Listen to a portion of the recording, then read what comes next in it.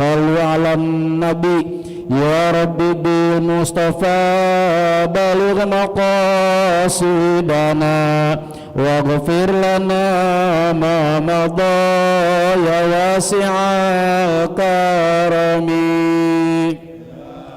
rabbi bil mustafa baligh maqasidana waghfir lana ma madha ya wasi'al karami Muhammadun sayyidun kaunaini wa thaqalain wal fariqaini min urbin wa min azami ya rabbi bil mustafa baligh maqasidana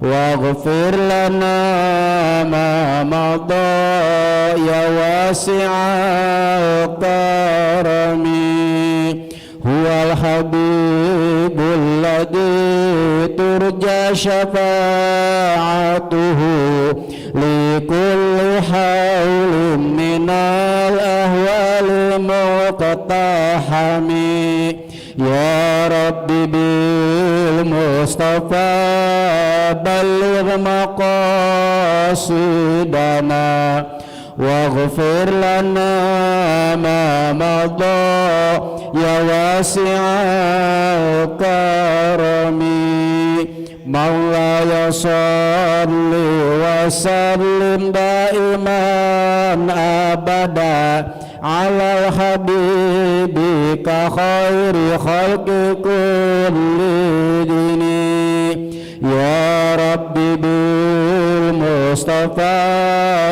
baligh maqasidana waghfir lana ma madha ya wasi'al karami Allahumma salli wa sallim wa barik alaihi wa ala alaihi.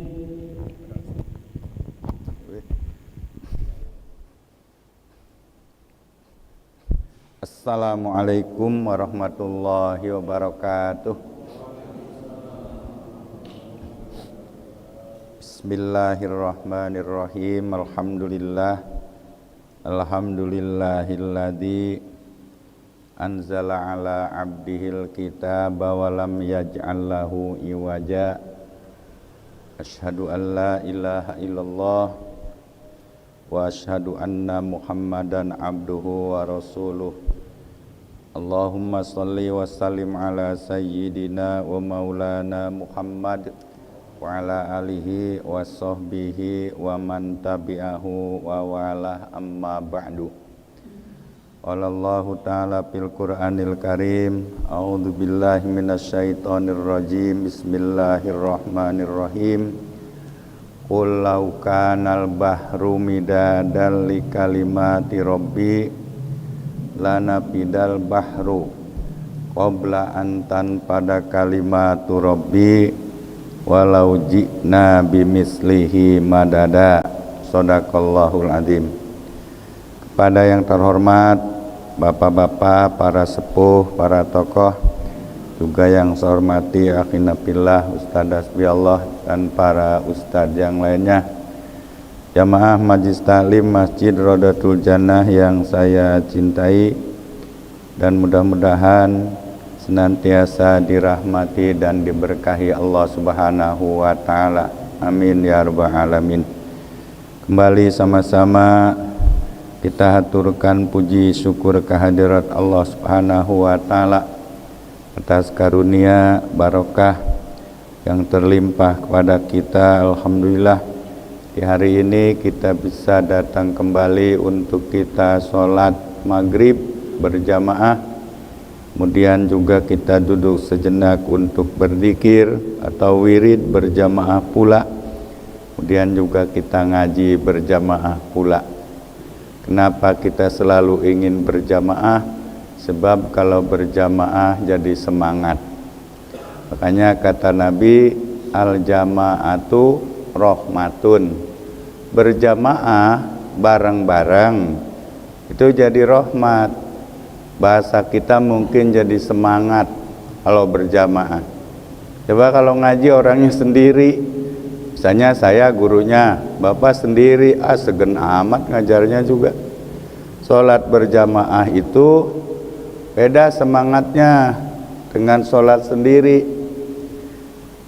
Coba aja Bapak sekalian, kalau kita sholat berjamaah ya berjamaah, biar kita segen banget juga wiridan, ngikut-ngikut juga. Coba kalau di rumah sholat sendiri, segen ya wiridannya. Sholat sunat dah di rumah, mau sholat sunat ba'da maghrib, ini mas saya yang segen, bapak-bapak enggak ya? Bapak-bapak kan enggak itu. Nah, oleh karena itulah bapak sekalian kita. Lagi pula kata Nabi Shallallahu Alaihi Wasallam, alaikum bil jamaah, adalah kamu selalu berjamaah, berkelompok, sebab serigala akan mudah menerkam kambing yang terlepas dari golongannya. Kalau berjamaah mah kuat. Nah, alhamdulillah Bapak sekalian, ya kita berharap semoga ibadah kita ini diterima oleh Allah Subhanahu wa taala. Amin ya rabbal alamin. Hidup di akhirat itu tergantung amal perbuatan. Mau surga mau ke neraka terserah kita. Tapi masa sih kita pengen masuk neraka? Nah, oleh karena itu ibadah ini tujuannya untuk akhirat lah. Apalagi yang tua-tua kan. Saya sering mengatakan yang orang yang sudah tua-tua ya, sekalipun capek banget kerja dari pagi sampai malam, capek terus kan, hujan kerja juga, udah dipaksa-paksain. Bila mana perlu begitu lemes, minum extra jos, minum apa lagi, malam matanya kagak boleh tidur, ganjal make korek, saking ngejar-ngejar duit. Coba makan, giliran makan setengah piring juga udah kenyang ya. Nah, itulah Bapak Saudara sekalian, bukan saatnya lagi lah. Kita sekarang harus berpikir bagaimana mencari kesenangan di hari yang abadi. Nah, Bapak sekalian yang saya hormati, mari kita duduk sejenak, kita lanjutkan pelajaran fikih ya. Ibadah itu, ini saya jelaskan lagi ya. Kewajiban kita itu ibadah.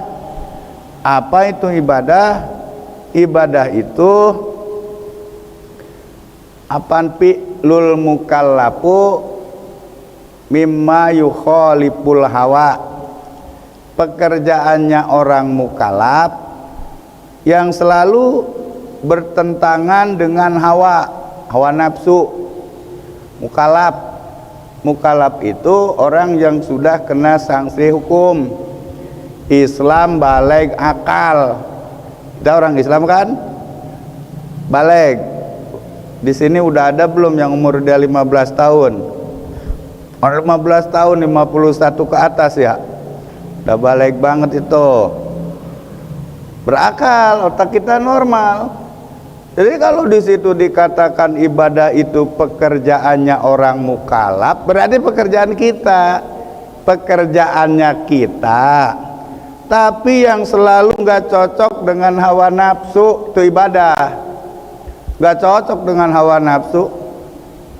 Makanya bawaannya malas, segen, mau sholat segen kan, mau ngaji segen, mau baca Quran segen, mau dzikir segen, mau sedekah semua segen itu.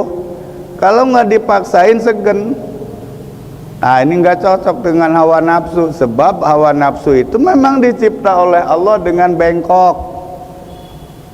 Maka itu wataknya kalau nafsu bengkok, selalu ingin kepada jalan-jalan yang bengkok itu nafsu.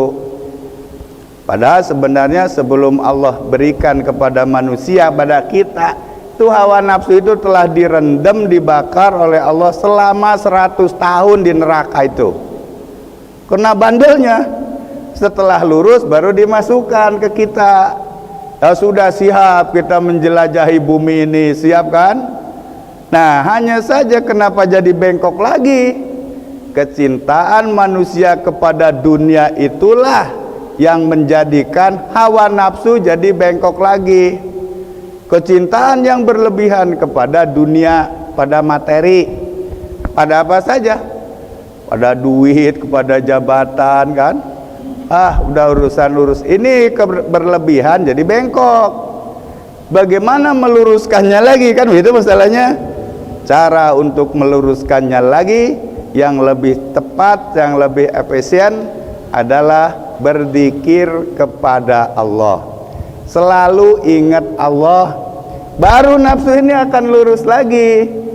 Baik zikir formal dan non formal. Kalau zikir formal kan kita yang nyebut la ilaha illallah atau hasbunallah kan, atau alhamdulillah, itu zikir formal namanya. Tapi non formalnya kan kita melihat apa saja yang ada di bumi memang itu ciptaan Allah. Atau gambarnya ya gampang, duduk di sini ini telah zikir, baru lurus kalau di sini. Makanya orang kalau di tempat ngaji kan baik-baik gitu, wih hebat duduk kayak orang soleh aja. Keluar aja dari tempat ngaji kan bengkok lagi, begitu ya. Nah ini itulah kehebatan orang duduk di masjid taklim. Makanya kata Nabi, dudukmu satu saat di majlis taklim itu lebih baik daripada sholat sunat 100 rakaat. Tapi kalau guru sama bukan nyebut lebih baik itu. Orang akan lebih baik lagi setelah sholat sunat 100 rakaat mau ngaji, begitu. Tuh minum dulu dah. Kita masih bicara. Jadi ibadah itu berat. Ibadah itu harus pakai ilmu. Ibadah enggak pakai ilmu enggak diterima dah. Wa kullu man bi ghairi ilmin ya'malu a'maluhu mardudatun la tuqbalu. Setiap amal ibadah kagak make ilmu mardudatun, ditolak, enggak diterima. Ibadah harus make ilmu. Ibadah enggak make ilmu enggak diterima. Sedangkan ilmu adanya di majlis taklim. Makanya kata Nabi, ngajilah kamu dari kecil sampai nanti masuk lubang lahat. Dia nakade kalau udah jadi pocong mah jangan ngaji, jangan, karang aja. Nah, harus pakai ilmu. Sekarang sholat harus pakai ilmu. Ini baru syarat sholat. Kita lanjutkan. Bismillahirrahmanirrahim. Qala Syekhul Mu'allif wa nafa'ana bi ulumihi, amin ya rabbal alamin. Wasalisu al-wuqufu ala makanin tahirin fala tasihu sholatu syahsin yulaki ba'du badanihi aw libasihi najasatan fi qiyamin aw qu'udin aw ruku'in aw sujudin. Keempat, ini syarat sholat. Al-wuqufu, diam. Wukuf tuh diam ya.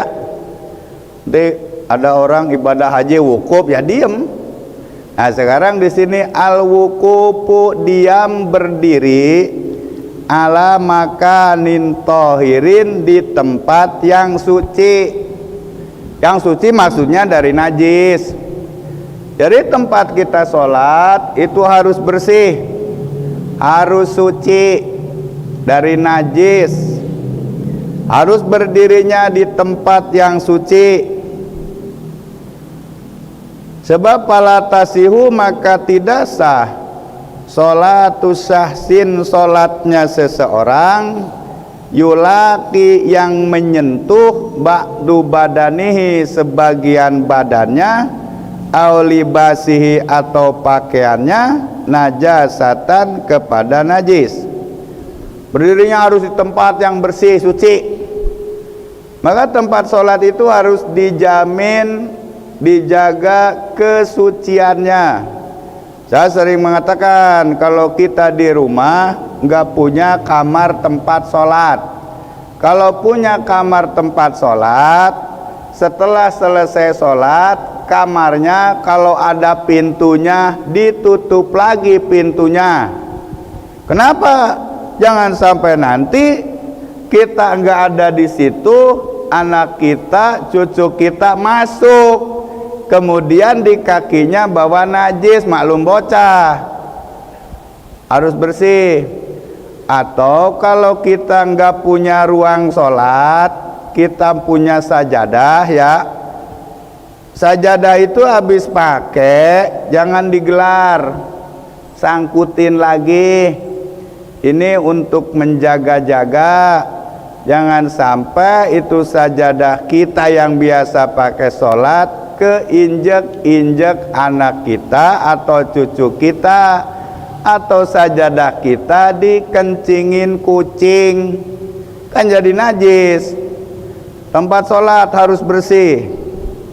Tidak sah sholat seseorang apabila kan ketika dia berdiri ataupun duduk, maka tidak sah seseorang sholatnya apabila ketika dia berdiri atau duduk atau ruku atau sujud menyentuh najis, baik pakaiannya atau badannya. Contoh begini, katakan tempat sholat kita sini ya, kira segede ini bagus sebenarnya ini. Nah, kita berdiri di sini, tahu-tahu ketika sujud misalnya sorban kita ini bersih, di sini ada najis, tuh di sini najisnya mah terserah, apa mau teh kucing mau teh ayam, sebenarnya ini sah-sah aja, kan yang dimaksud tempat segini bukan nyampe ke sono. Hanya saja harus hati-hati ketika kita ruku atau sujud, pakaian kita jangan sampai nyentuh najis yang ada di sebelah, sebab kalau nyentuh ke situ batalah sholat kita. Itu ya, jelas ya. Ini masa iya sih begitu ya, kalau sekamar bersih ya bersih aja. Enggak begituan, bisa aja ada di situ kamar kita sebenarnya gede, kira-kira umurnya ukurannya tuh misalnya tempat sholat gitu sebenarnya gede, ukurannya 2x3 misalnya begitu, 2x3. Najis itu sebenarnya ada di pojokan, cuman kalau kita nggak bersih najis dulu, kehabisan waktu kita mau sholat. Ya udah sholat, tapi hati-hati, jangan sampai ketika ruku atau sujud pakaian kita ke situ kesentuh ya. Apalagi ibu-ibu kan beda mukenanya, ibu mukenanya beda. Kalau laki-laki pakai sorban, ketika dia berdiri atau ruku atau sujud, itulah ya. Jadi kesimpulannya, tempat yang digunakan untuk kita sholat itu harus benar-benar suci dari najis. Tahu kan najis mah semua lah, udah tahu itu. Lanjutkan.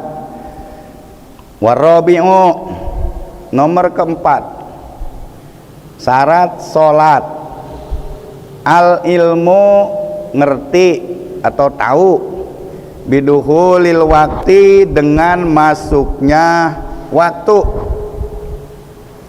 audonna duhulihi, atau dugaan telah masuknya waktu, bil ijtihadi, dengan hati-hati. Walau sholat, kalau dia sholat bigori dalik, tanpa seperti tadi, lam tasih, maka tidak sah sholatuhu, sholatnya. Wa in sodapal waktu, sekalipun tepat waktunya. Harus ngerti, harus tahu. Nggak bisa sholat dikira-kira, nggak bisa. Udah kali enggak begitu. Kalau ibadah nggak bisa dikira-kira. Ibadah mah begini ya, ibadah itu nggak bisa dikira-kira, nggak bisa dicoba-coba, nggak bisa. Saya mau sholat kalau sekiranya enak mau diterusin, kalau enggak nggak boleh begitu.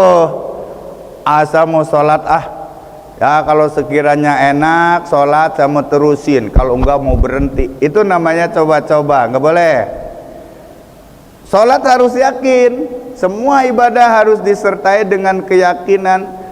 Kalau usaha nyari duit boleh dikira-kira, namanya eksperimen ya, coba-coba. Saya mau dagang elis kali aja lancar, boleh. Ibadah mah enggak. Nah, sekarang masuk waktu harus yakin. Kagak boleh orang sholat belum yakin ini masuk waktu.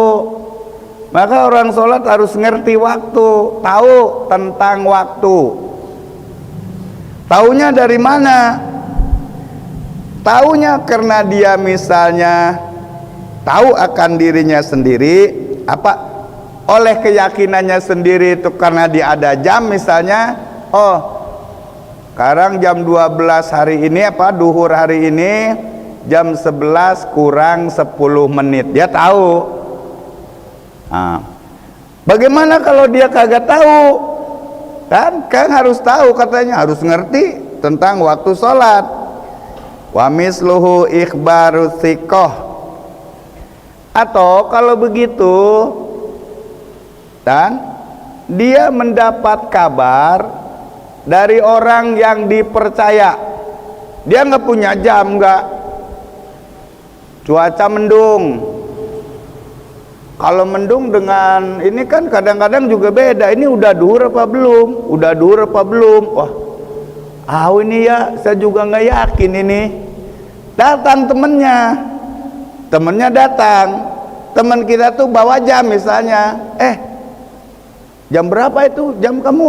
Ini jam 12 Pak, kurang 10 menit. Nah, yakin.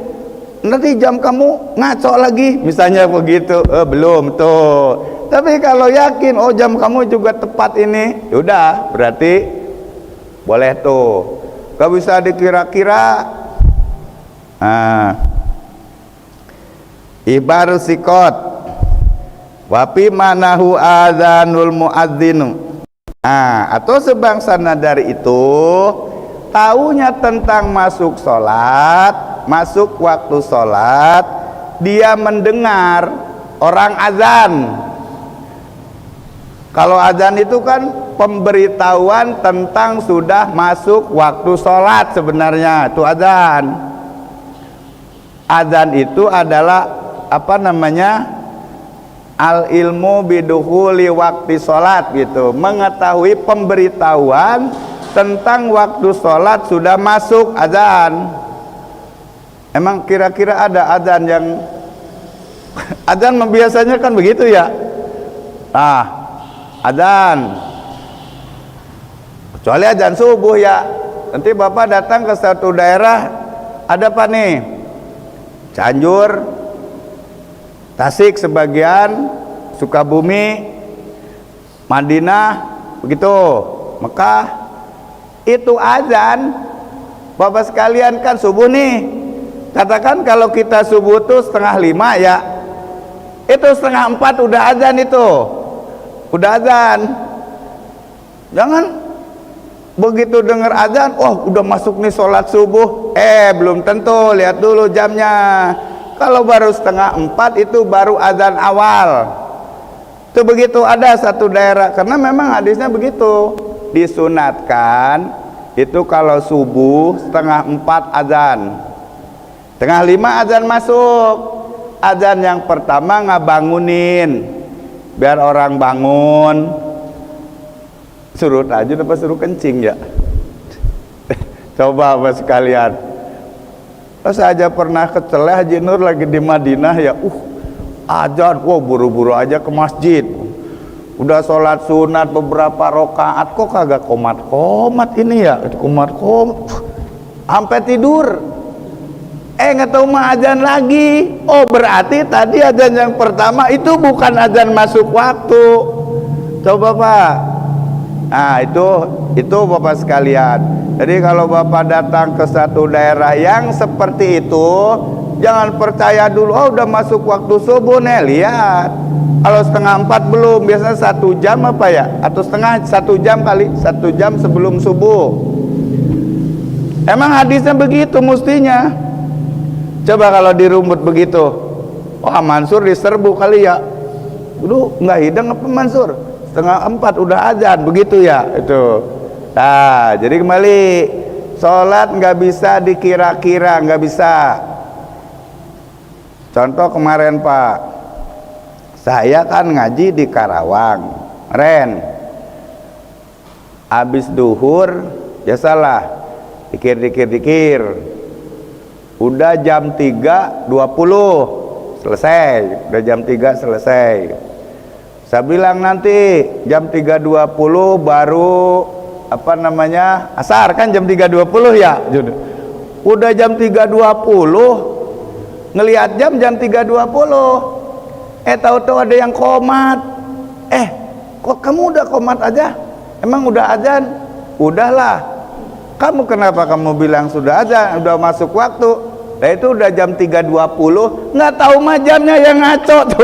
Aduh, jamnya ngaco. Enggak, saya bilang sholat nggak bisa dikira-kira, kalau belum yakin jangan.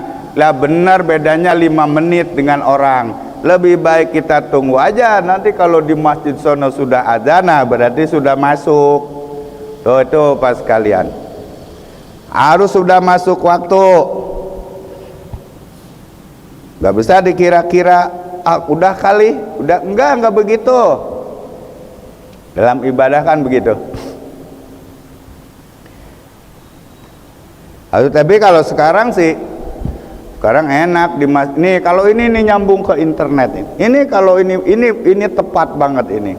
Kalau yang dulu yang di sini, waduh di setting dulu sama kita. Lah kalau jamnya ngaco, nanti jamnya ngaco lagi azannya. Sekarang mah enggak, ini tepat. Kalau di langit azan, dia azan aja itu. Nah itulah pas sekali. Jadi pakai kesimpulannya, ibadah mah harus tepat waktunya, harus sudah masuk waktu, nggak bisa dikira-kira dan harus yakin. Taunya masuk waktu kan, baik dia sendiri yang ngerti tentang waktu, atau dia mendengar berita dari orang lain yang bisa dipercayakan, atau mendengar suara azan baru sholat. Tuh harus masuk waktunya. Bagaimana kalau tadi sudah sholat gini, ada orang sholat subuh misalnya, katakan sholat subuh. Contoh mah yang mana aja terserah saya.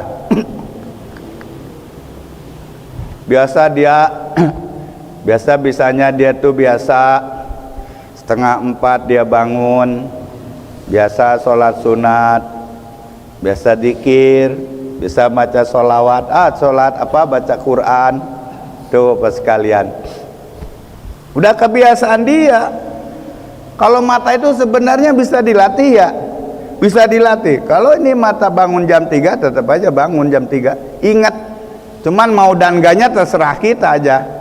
3:30 bangun, biasa begitu misalnya,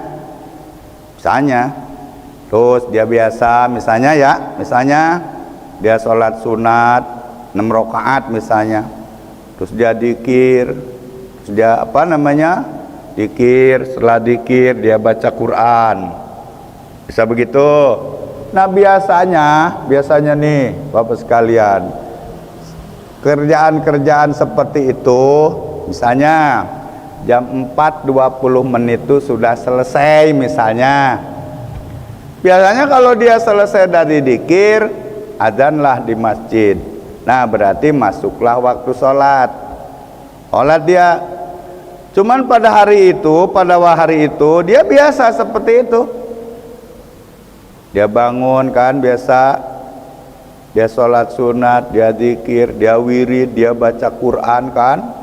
Kebiasaan dia begitu, katakan begini, dia biasa dzikir, biasanya gini, dia istighfar 1000, sholawat 1000, dzikir 1000 misalnya ya, terus dia baca Yasin, Waqiah, Tabarok, terus baca sholawat lagi, jam 4.20 lah selesai itu masjid azan, sholat. Nah ketika itu pernah begitu, Cuman di hari itu sudah jam sudah selesai wirid-wirid seperti tadi, masjid belum azan.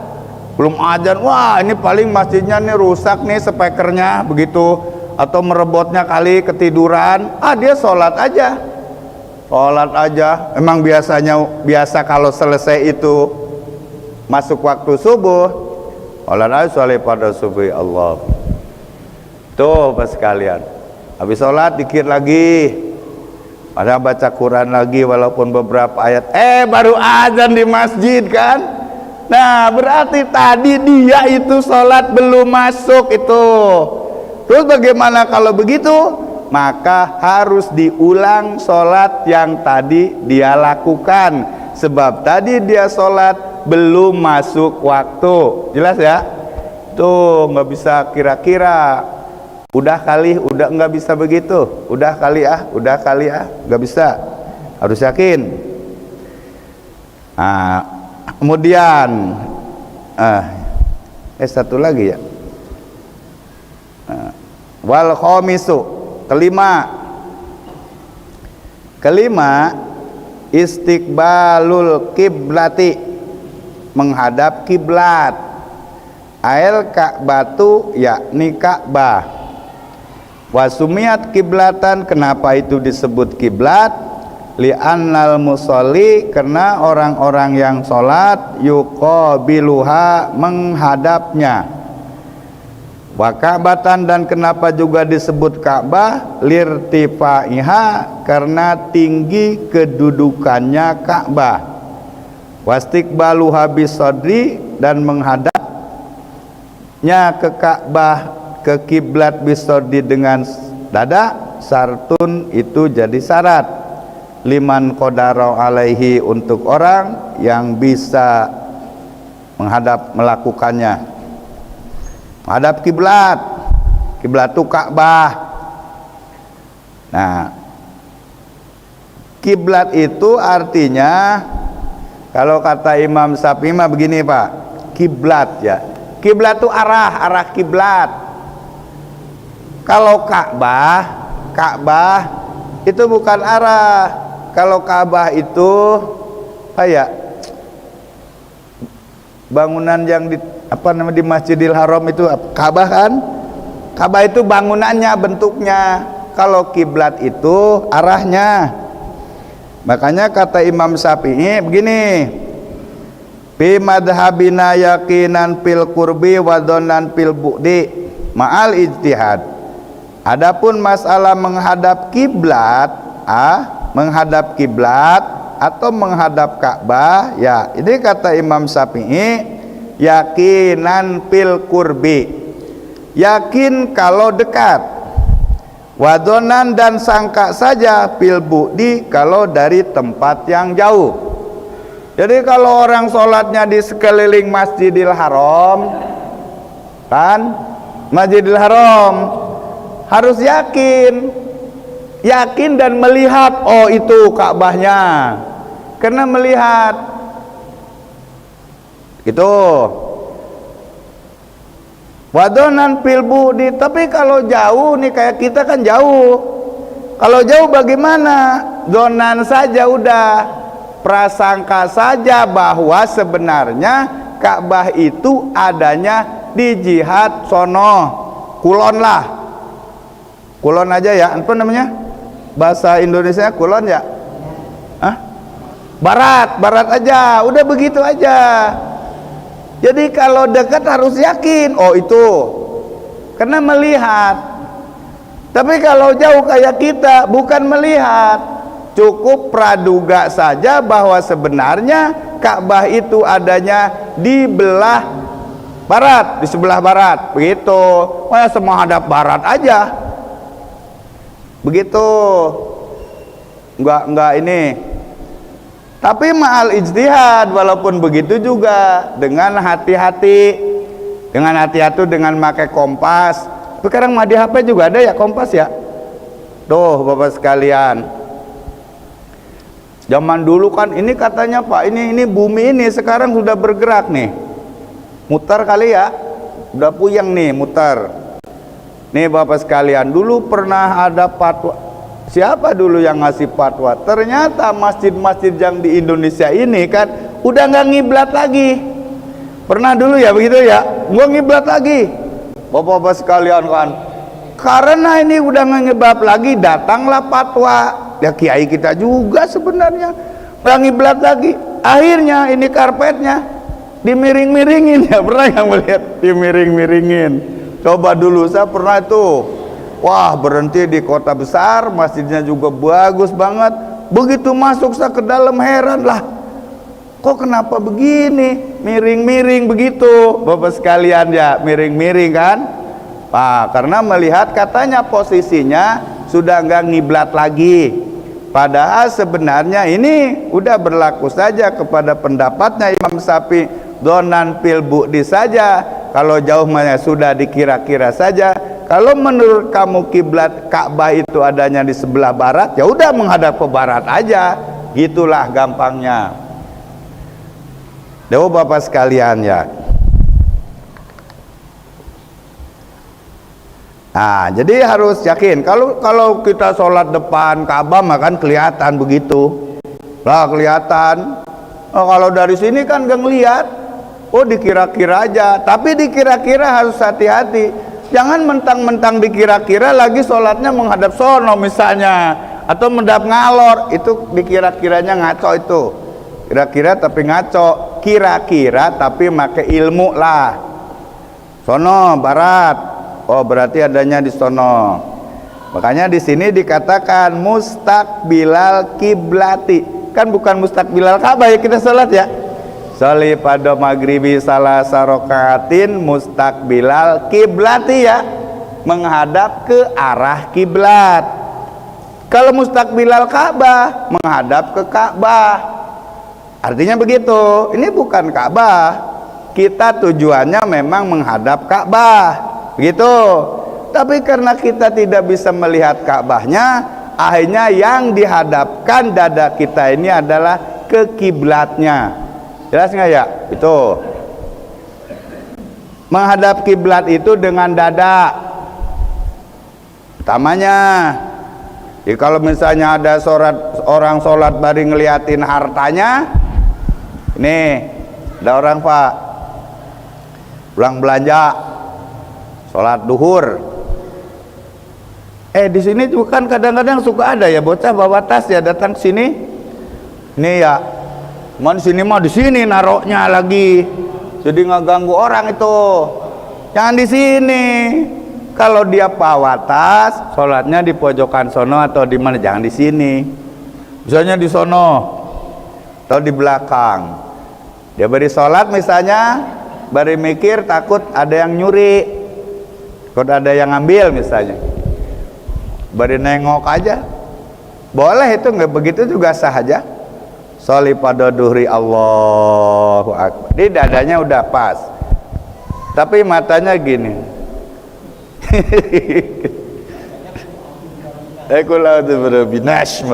Itu kan begitu ya. Udah.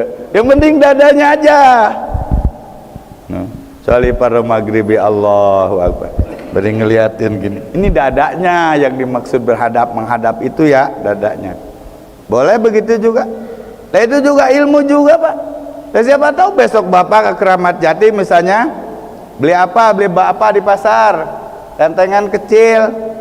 Pas waktu duhur saya mendingan sholat duhur aja dulu dah di sini biar nanti di rumah tinggal istirahat. Dibawa kan tentengannya bawa masuk aja ke masjid. Sholli pada duhri Allahu Akbar. Tuh. Yang kagak boleh dadanya menghadap juga. Sholli pada duhri Allahu Akbar.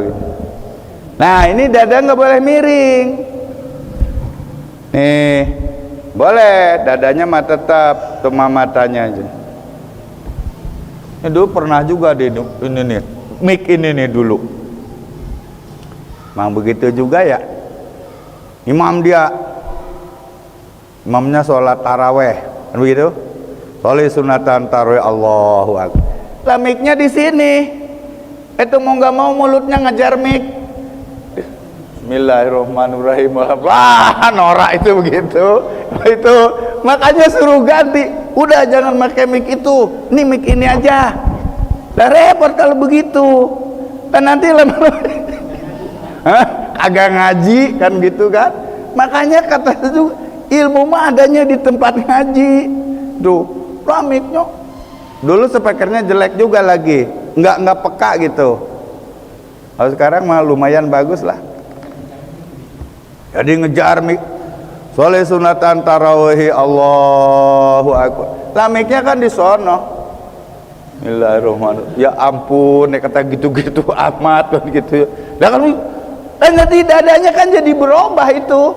Benar nggak ya? Jadi berubah. Jadi bukan menghadap kiblat ini, jadi menghadap mik. Sholli sunatan tarawih mustaqbilal mik. Allahu Akbar. Begitu ya jadi. Aduh, rupa-rupa lah Bapak sekalian gini ya. Ini kan begitu harus ngaji. Wih, dada tuh nggak boleh berubah, tetap harus menghadap kiblat aja. Yang boleh berubah hanya ini wajahnya aja, mukanya. Allahu Akbar. Nih betul. Tuh Bapak sekalian. Benar ya? Kayak orang imamin, kan ada juga yang begitu. Sini ada apa namanya? Ada semacam kayak tiang mik, terus di sini ada ini ya, ada Quran misalnya. Allahu Akbar. Mengapa begitu? Kalau kagak ribut nggak apa-apa, cuma dadanya nggak boleh aja. Dada berubah tidak menghadap kiblat, batal sholatnya. Jadi yang menghadap ini dadanya ya. Tuh, bukan. Jadi kalau menghadap kiblat itu Ka'bah ya. Kenapa disebut kiblat? Semua orang sholat menghadap kiblat. Kiblat itu jihad ya, bukan jihad. Arah semua orang muslim ya kiblat. Orang nanti mati juga menghadap kiblat ya, nanti menghadap kiblat. Makanya belajar dari sekarang menghadap kiblatnya gitu. Nanti kalau nggak belajar menghadap kiblat dari sekarang, nanti mati susah menghadap kiblatnya. Waktu dikuburin mah benar menghadap kiblat. Begitu, tapi begitu pulang yang nganterin berubah. Tidak lagi menghadap kiblat, malah menghadap ke sono itu. Itu ngerinya begitu. Jelas ya? Belajar dari sekarang tuh begitu Bapak sekalian. Hadap kiblat, sebut kiblat. Al Ka'bah, sebut juga Ka'bah. Karena tinggilah mulianya Ka'bah. Kiblat tuh arah ya. Kalau Ka'bah tinggi kemuliaannya, tinggi martabatnya Ka'bah itu. Bagi Bapak yang apa namanya, yang belum melihat Ka'bah, begitu melihat Ka'bah juga Pak, katanya banyak orang nangis gitu ya. Nangis mikirin di rumah kali. begitu melihat gitu Bapak sekalian. Lah saya dulu lagi pertama ke sono kan, tahu-tahu saya kagak ngerti ini Masjidil Haram, enggak. Orang datangnya tengah malam, tahu-tahu ayo katanya tawaf. Begitu jalannya sempit lagi, apa namanya, agak luas dari sini sampai ke Kelapa II gitu.